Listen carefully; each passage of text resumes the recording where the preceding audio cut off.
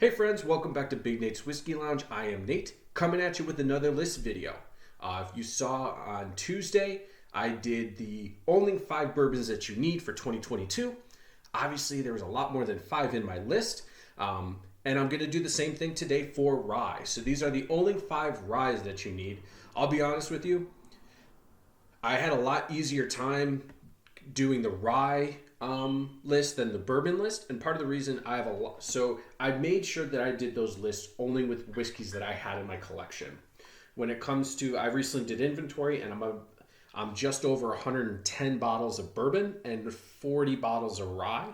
Actually, hang on, not 40, 20 bottles of rye. So there's a huge difference, and so it's easier to wean down when you have a little bit less to choose from. So we're going to start with category number 1.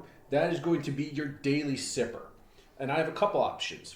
First is going to be Wild Turkey 101 Rye. Just standard classic rye, and at 101 proof. Now they say high proof. 101 is kind of a, I don't know, like the next step up. Like I think 80 to 90 is entry level, and then 90 to 100 might be the step up. This is kind of in that category, but a good solid rye. Nice, good rye spice on this, and you'll see this is a liter. Now, I don't know if they're gonna up. If you watched my bourbon video on Tuesday, I have the old label for the bourbon. I don't know if they've updated it for the rye yet. They probably have. I just haven't noticed. But that's the old. Second on this list for daily sipper is going to be High West Double Rye. I am a huge fan of High West. I love almost everything they do. Except if you watch my next video, which I'm about to shoot, there is a High West in there it didn't make, I have another top 5 list. It's a personal, opinionated, subjective list. I do have a High West on that, and that's a whiskey that I'm not a big fan of, and I want to. But I love pretty much everything that High West puts out there. And this is the Double Rye. I think Double Rye is one of their best offerings, especially for being a standard offering. And what's really cool about, especially American Prairie is good. It's a good standard bourbon. I think this is just a next step up for rye. We know that High West is starting to mix their own stuff into their blends, but up until recently, it was pretty much all just MGP.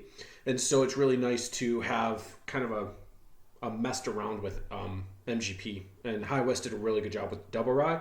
You can also get picks of both the Double Rye and the American Prairie Bourbon, and then you can finish them in really cool things. So back in, when was Whiskey Weekend? The end of March, the Junkies released, they did a Double Rye finished in Malbec casks, and then you can get so many other things. But my buddy Connor has a store pick that is, I think it's Armagnac or something like that. Really, really cool.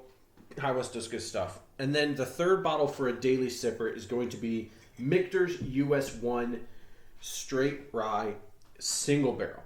Now, if you watch, I actually did a video of the 4 core Michter's lines of the US 1. You got the small batch, you got the sour mash, you got the American, and you got the rye. I didn't know at the time, up until I was shooting, that this is actually single barrel. So there is going to be a difference, potentially a difference. However, this is just really good rye. Really good rye to sip on. Just enjoy. I've never had a bad Michter's rye. So that's going to do it for my daily sipper list. Wild Turkey 101 Rye, High West Double Rye, and Michter's US 1 Single Barrel Straight Rye. Category number 2 is going to be mixer.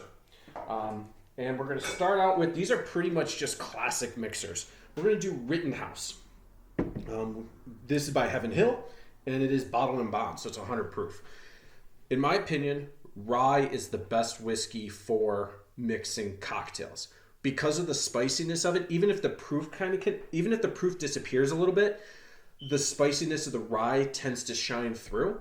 And honestly, some cocktails are just really good with rye. Sometimes it tends to go a little bit of a Christmassy note, some of that rye spice, but rye is my favorite cocktail whiskey. Rittenhouse Bottled and Bond from Heaven Hill, first on my list for a mixer. Secondly, we got to throw it to Buffalo Trace. We got to throw it to Sazerac.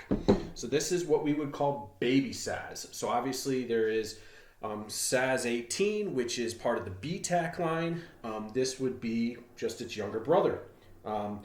And I think when we're going with mixer, we have to go with a whiskey that is actually named after a real cocktail. There is actually the Sazerac cocktail, which calls for Sazerac Rye. Now, as far as proof points go, this is 90 proof, so good entry proof. But again, Buffalo Trace Rye, good stuff. Now, third is also going to be a whiskey made for mixing. This is going to be Whistle Pig Piggyback 6-year-old. They actually intentionally designed this to be a mixing whiskey. It is good neat. All of these you can drink neat. I don't find myself ever drinking these too neat.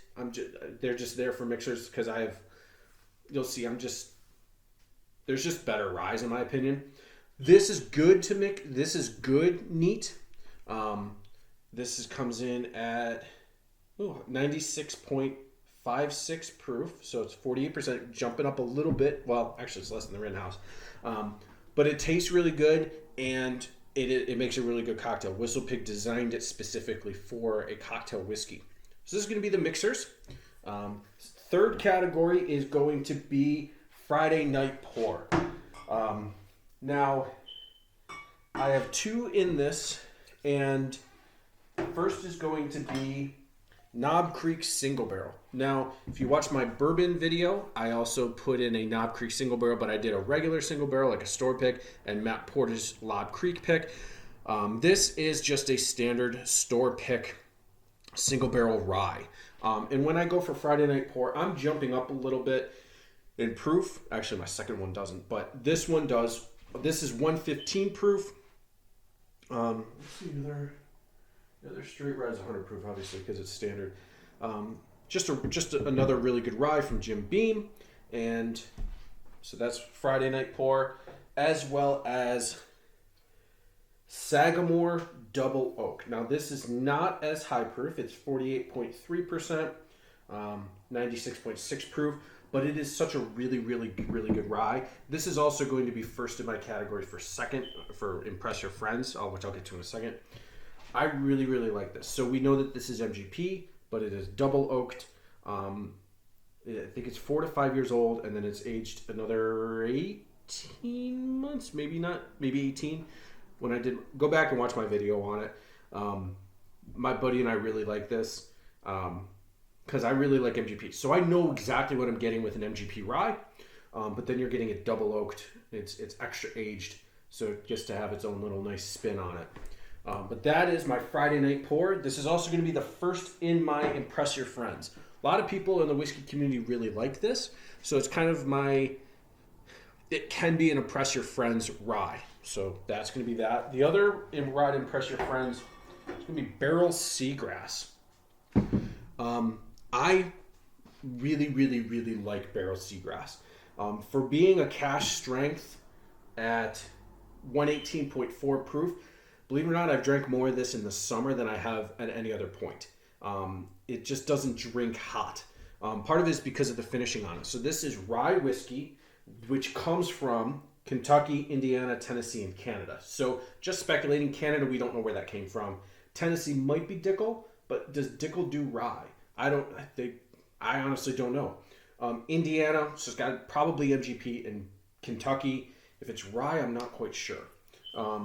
It's rye whiskey finished in Martinique rum, Madeira, and apricot brandy barrels.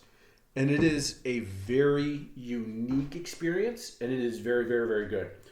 When I was at Whiskey Weekend Batch 4, a guy had the 16-year-old cast strength. Unfortunately, I was in the middle of a pour at that time, and I missed out on it.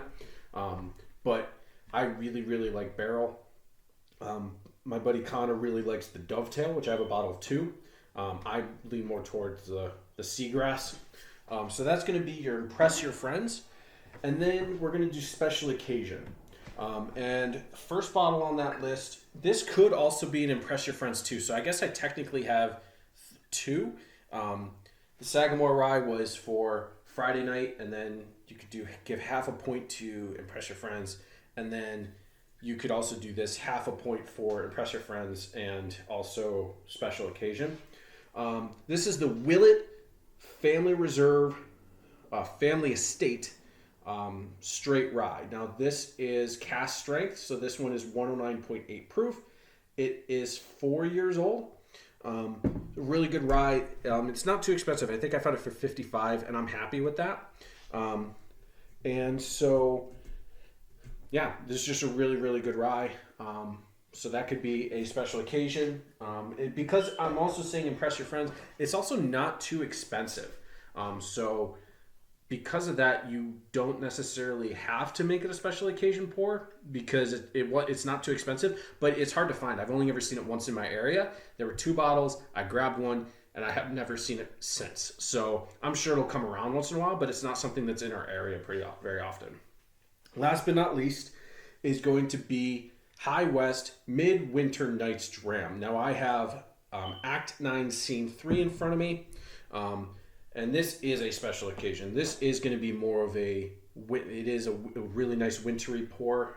It's just a really good finished, it's port finished rye blend. Now this, we've been told Act 9, the 2021 release, was the first year they started putting in their own distillate and blending it with MGP. And then eventually they're probably going to phase out into their own. Hopefully they'll be able to keep the same profile.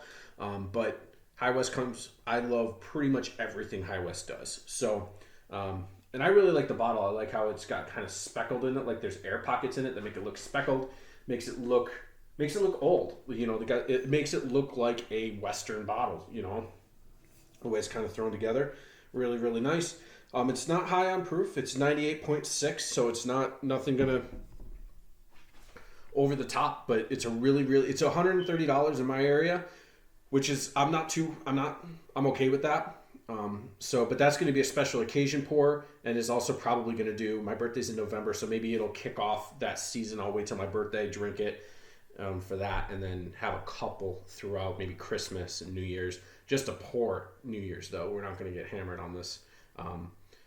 So that's my list for the only 5 ryes you need 2022 list.